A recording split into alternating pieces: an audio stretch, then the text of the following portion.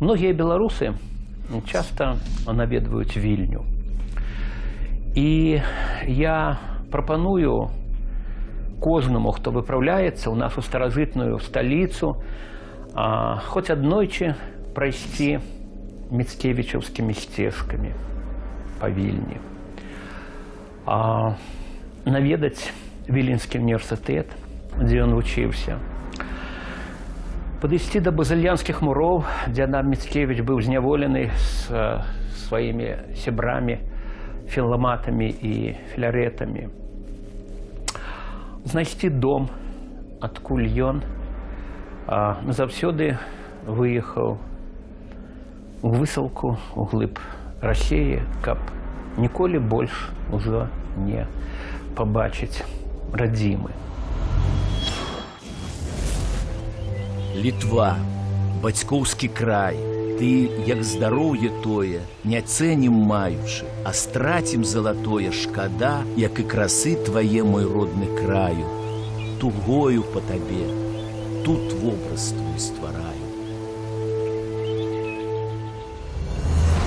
Класік беларускай і польскай літаратуры Адам Міцкевіч нарадзіўся 24 снежня 1798 года у фальварку Завосця на Наваградчыне, у сям'і судовага адваката. Тут у Завосці, а пазней у Наваградку прайшлі дзіцячыя гады паэта. У 1815 годзе Адам Міцкевіч паступае ў Віленскі універсітэт, галоўную найвышэйшую навучальную установу на землях былога Вялікага княства Літоўскага. Менавіта тут Адам Міцкевіч са сваімі сябрамі Янам Чачотам, Тамашам Занам ды іншымі стварае тайныя таварыствы спачатку філаматаў, а пасля філарэтаў. Гэтыя таемныя арганізацыі сталі новай прыступкай развіцця нацыянальнай культуры, аднымі з першых ластавак беларускага адраджэння.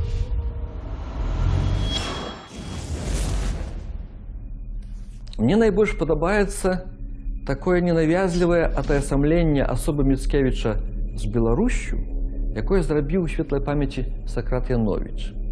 Ён неяк на святкаванне 200-годдзя з дня народзінаў Міцкевіча сказаў, што наваградская земля нарадзіла безліч талентаў.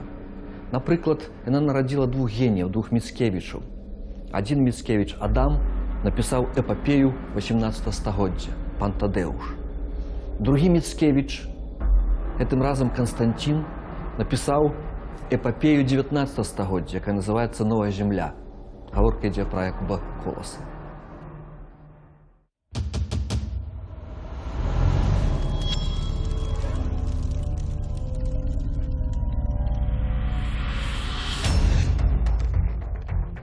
Паэтычная творчасць філаматаў Яна Чачоты ды Ануфры Петрашкевіча, што першымі звярнуліся да фальклорных багаццяў свайго народа, паўплывала і на Адама Міцкевіча. Замест класічных формул ён шукае новыя сцяжыны ў сваёй творчасці і знаходзіць іх у рамантызме. На гэта не магло не паўплываць і нечакана сустрэтае каханне. Улетку 1818 года Тамаш Зан знаёміць Міцкевіча з Марыляй Верашчанай. Але пачуццё маладых людзей так і застанецца няспраўджаным. Марыля ўжо была абяцаная графу Ваўжынцу Путкамеру і неўзабаве выйшла за яго замуж. Аднак хутка Адам Міцкевіч страціць не толькі каханне, але і будзе вымушаны пакінуць сваю радзіму.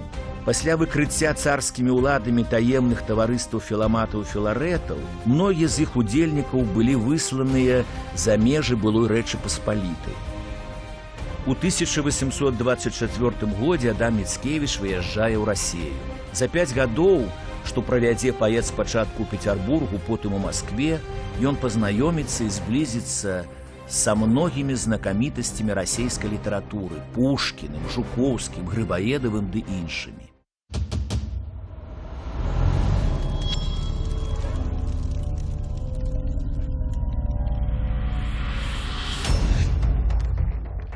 Тагачасны жарт апавядаў пра тое, як аднойчы Пушкін, саступаючы Міцкевічу дарогу, смехам сказаў: «З дарогі двойка, туз ідзе». На што Міцкевіч нібыта адказаў так: казырная двойка і туза б'е. У 1829 годзе на брытанскім параходзе Георг IV Адам Міцкевіч пакідае расійскую імперыю і, як акажацца, назаўсёды. За наступныя гады паэт будзе багата падарожнічаць па заходняй Еўропе.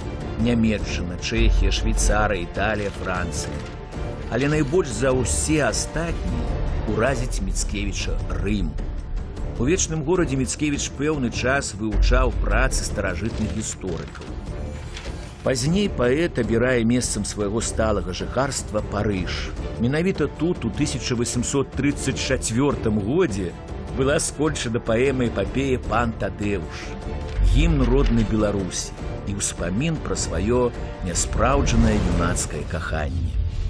Паэт да канца жыцця падтрымліваў сувязь з колішнімі сябрамі філаматамі. І так атрымалася, што перажыў іх Яна Чачота на 8 гадоў, а Тамаша Зана толькі на 3 месяцы. Памёр Адам Міцкевіч 26 лістапада 1855 года у Канстантынополі. Беларускі і польскі паэт, філамат, патрыёт сваёй айчыны Рэчы Паспалітай, адзін з пачынальнікаў беларускага нацыянальнага адраджэння.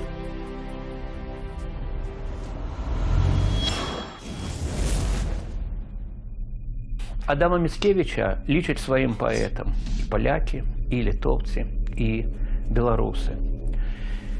Я мяркую, што яго не трэба і нельга падзяліць.